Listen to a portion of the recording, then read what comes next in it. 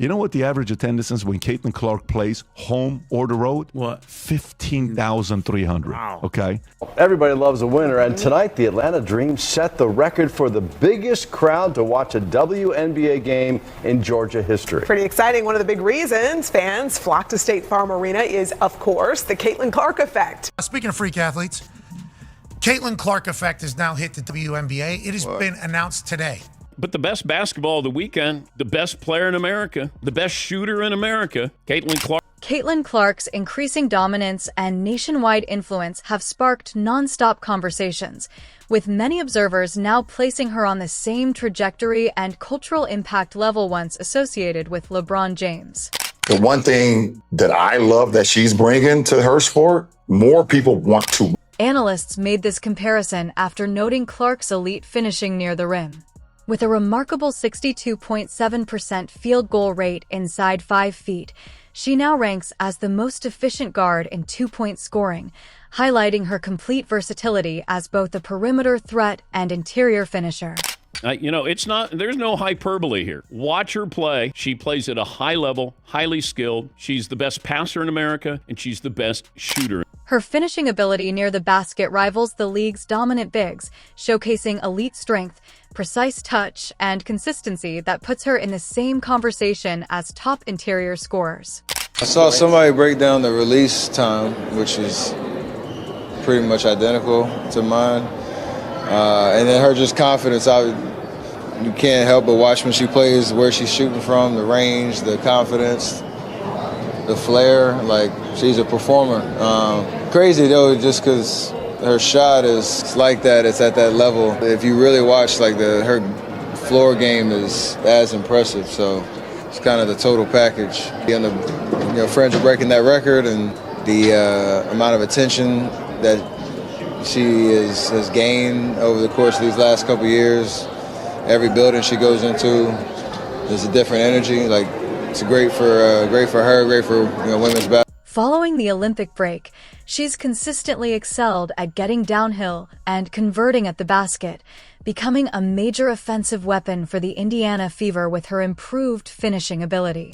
Still such a long way to go, because in the end, Come on. Look, this guy's embarrassing, bro. You're bright, you're right, and as a result, the shine comes your way in the eyes of a lot of people in America. Yeah, it's race baiting rhetoric that's adding fuel to a fire. It's like enough with the racist BS. She's nasty. She knows how to. The way she dictates tempo and attacks the basket often brings LeBron James to mind. Earlier, I highlighted how her rebounding echoes Jason Kidd, her inventive passing mirrors Steve Nash, and her deep-range shooting resembles Steph Curry. Few players combine these attributes so naturally, making her a rare and dynamic talent in today's game. Everybody else is jealous. They're pissed off because you're getting this, like, it's ridiculous. And we're never going to advance as a species, and we're never, if he keeps having that type of attitude. It's ridiculous. It's like, what? Everything has to go back to race. Everything has to keep going back to race. She's really good. Let it be that. And the other players should shut the hell up. Like, nobody was talking about your league. Nobody cared about the WNBA until that girl, Caitlin Clark, I don't care what color she is. She's ridiculous. She's nasty. And now people are watching and you guys are talking shit about her. When you put all these skills together, it's easy to see flashes of LeBron in her game, especially in the way she attacks and scores with such force. I think you're a great basketball player. I mean, I can't play like you do. Yeah, we know. And obviously, I can't tell jokes like you. We've said it over and over when these two teams first met. An incredible 17,576 viewers tuned in, pulled in by the excitement Caitlin Clark brought to the broadcast. League could not be in a more exciting place than it is right now. Certainly, the attention on women's basketball right now is at an all-time high, and this league has been poised and ready for at least the last 2 decades for this moment. We have the star power, we have the elite play on the floor, but it's been a bit of a hidden gem. Well, it's not going to be hidden much longer, and a lot of that is because of this draft class and Caitlin Clark. The Gateway Center, where the Atlanta Dream play, normally holds around 3,500 fans. But when Caitlin Clark comes to town, everything changes.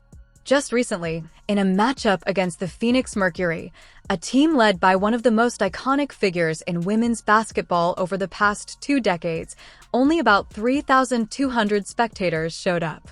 They couldn't even fill a smaller arena despite Diana Taurasi being on the floor. In contrast, the upcoming game against the Atlanta Dream is expected to break the all-time WNBA attendance record in Georgia.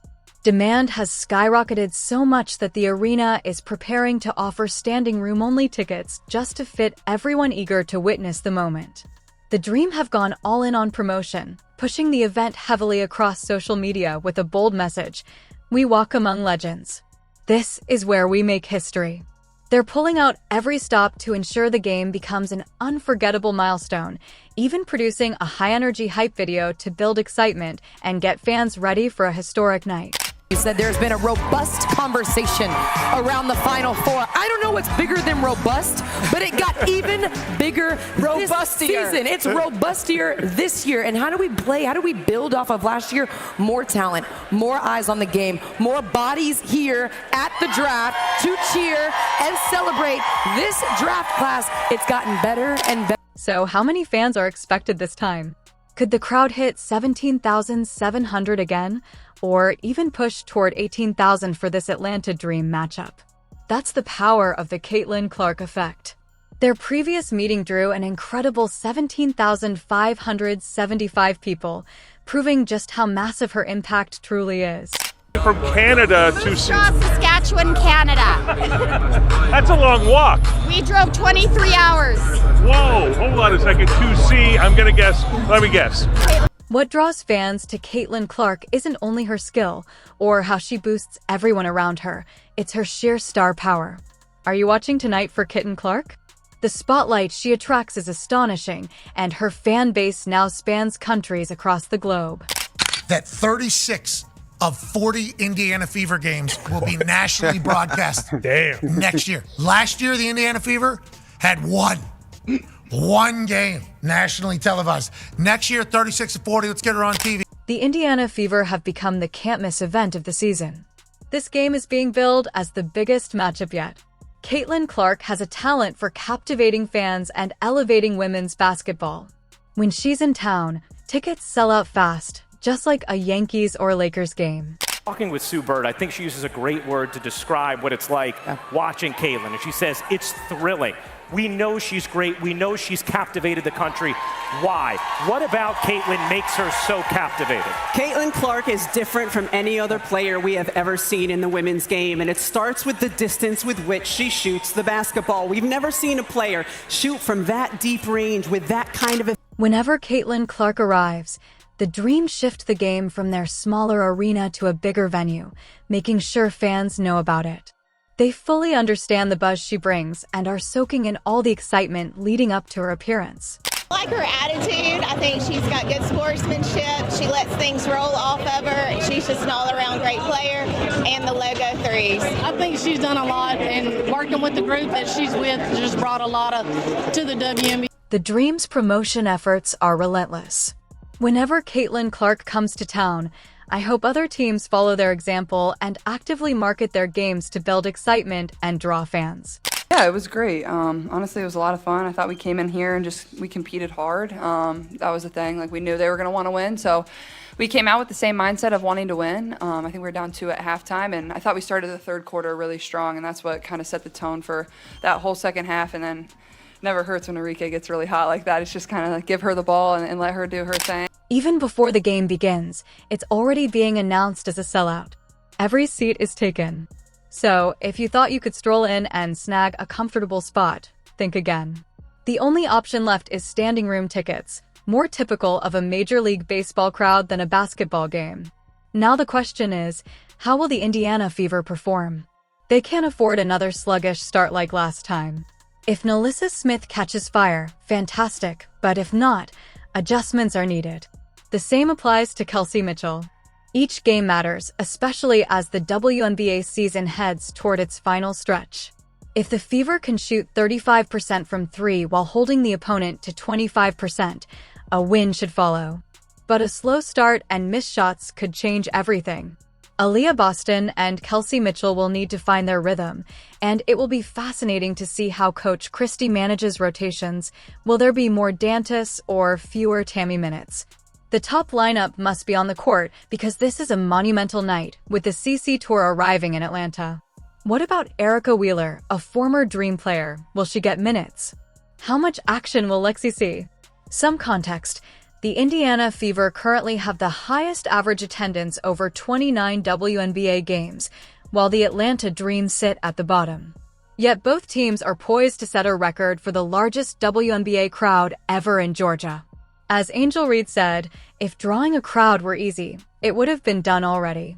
Not every player is a fan magnet, but one thing is clear, Caitlin Clark keeps fans paying top dollar to witness her in action. The WNBA tried to capitalize on her popularity and crammed a lot of games in over a short amount of time, playing against the best teams in the WNBA. Those relative season tickets now? I mean, we might have to. Those are pretty expensive. We'll make sure the our Fever salaries, gets working on that. our salaries, it's like our entire salary to get those. The 22-year-old rookie point guard for the Indiana Fever has been making headlines recently, and it's not only due to her stellar performance on the court. Her bold statements and intense competitiveness have also captured widespread attention. Entire salary to get those. I'm not kidding. We'll have someone work on that for sure. We need people. After being overlooked by the U.S. Olympic women's basketball team, Clark took a well-deserved break to recharge and sharpen her skills. That time away seems to have paid off, as she's been unstoppable since returning. Caitlin Clark now holds the rookie record for assists in WNBA history and is chasing an all-time milestone. With 12 games left in the season, she set a new rookie single-season assist record on Sunday, dishing out 9 more, bringing her total to an impressive 232. Clark now has the rookie record, the history of the WNBA, as she's now going to try to set the all-time record. She's now aiming to break the all-time WNBA assist record and is on pace to surpass Alyssa Thomas's previous mark of 316. But her night wasn't without drama. After missing a shot in the third quarter, Clark slammed the base of the basket in frustration, earning a technical foul. The referee explained that the action was disrespectful to the game, but Clark disagreed, clarifying that it had nothing to do with her teammates, the officials, or the opposing team. "I'm just a competitor," she said. "I felt I should have been making more shots." In the same game, Fever teammate Lexi Hull scored a career-high 22 points, prompting a discussion about whether she would buy season tickets for her family. Clark's response was unexpectedly candid. She even thanked the referee for the technical, saying it fueled her to play harder and motivated her performance. Then, in a surprising turn, Clark addressed the cost of tickets, adding, "Those are pretty expensive. It's like our entire salary just to get them." I'm not kidding. We need help from people to make it happen. Her mix of competitiveness, humor, and honesty continues to make her one of the most compelling personalities in the league. There's a lot of appropriate attention on Caitlin Clark and the Indiana Fever, and we found out that the Fever Storm game from over the weekend drew 2.2 million viewers, which is massive. The WNBA has 18 games this season where they've had more than 1 million viewers average, and 16 of those 18 have featured Caitlin Clark. So you cannot deny the connectivity of Caitlin Clark playing basketball and people wanting to watch. If she's playing, they will come, they will watch. One thing is clear, Caitlin Clark isn't shy about speaking her mind or making an impact, both on and off the court. Her rookie salary of $76,550 in her 4-year contract, totaling $338,500, drew attention, especially considering the boost in jersey sales. Despite her earning millions through endorsements. But making really peanuts, Dan. When meanwhile, this is the reason why everybody's tuning into the WNBA. Caitlin Clark, just on her own, making $76,000 a year, which, I mean, she's making tons of other money in endorsements. But when you look at male athletes, something that I think a lot of them tend to make a habit of is they say, okay, I'm going to spend my paycheck or my salary rather, and I'm going to use that to fund my lifestyle. And I'm going to set aside my endorsement money. I'm going to put that in the bank. I'm going to invest that money. But for these WNBA players, if all you're making is $76,000, you've got to dig into those endorsement dollars to fund a lifestyle. And I'm not just talking about a lavish lifestyle. I'm just talking about a normal lifestyle, which costs even more these days thanks to. Don't expect a GoFundMe campaign anytime soon. Even if every fan from Indianapolis to Iowa pitched in $1,600 for a single season ticket, it wouldn't make a dent in Clark's finances. While at Iowa, before she even set foot on a professional court, she reportedly earned around $3 million through name, image, and likeness deals. She also secured lucrative 8-figure agreements with Nike for her signature shoes and with Wilson for her own line of basketballs. When factoring in her projected career earnings, estimates suggest she could surpass $400 million. Her popularity is undeniable. Her most recent college game drew 24 million viewers, more than triple the audience for Serena Williams' final tennis match, and over 3 million people support her teammates, like Lexi Hull. Endorsement opportunities are limited for most WNBA players, but Clark continues to break records, attract attention, and generate revenue. She has also been a vocal supporter of Hull, even joking that her social media might become a Lexi Hull fan page. Reflecting on her achievements, Clark remarked, "I earned it, and that's why I'm proud of it." A month-long break earlier in the season seemed to revitalize her game, proving invaluable. Even though she's consistently performed at an elite level, being named AP Player of the Week carried extra weight because it comes from the Associated Press rather than the WNBA itself. That said, there's a small part of me that feels conflicted. Kelsey Mitchell also presented a strong case for this week's honor. Caitlin Clark's mix of talent, charisma, and business savvy ensures she remains a headline maker, a record breaker, and a true force on and off the court. WNBA is becoming popular enough to increase salaries. That's what the NBA does, and the NFL. They increase their salary cap.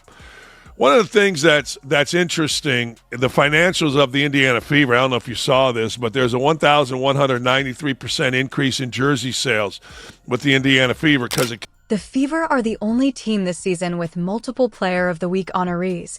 A remarkable achievement, but Clark's award is unquestionably well-earned. Mitchell's back-to-back standout performances highlighted her skill, determination, and resilience, especially given the uncertainty surrounding her status earlier in the week. Her confidence has been a major asset, making a huge impact on the team's success. While Clark's recognition is deserved, it would have been great to see Mitchell acknowledged as well, shining a spotlight on her growth, contributions, and the critical role she plays in the Fever's overall performance this season.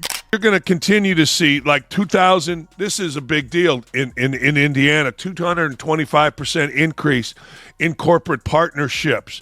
Every season ticket is sold out. Listen to this one. Concession sales. I like this one in particular, Charlie. 2,826 gallons of beer have been sold. Wow. Draft beer. That's an increase of 740%. Hot dog sales up 300%. While I might have leaned toward Mitchell for this particular week, it's hard to dispute Clark's overall impact and dominance on the court. She's been a force all season, and this award simply underscores her exceptional talent. Although Caitlin Clark is undeniably a star and a leading figure in the league, she's unlikely to claim the WNBA award since she only played in 2 games during the opening week. Meanwhile, Kelsey Mitchell remains a key fixture for the Fever. With the team allowed to keep 6 players, there's no chance they'd let Mitchell go given her current outstanding contributions.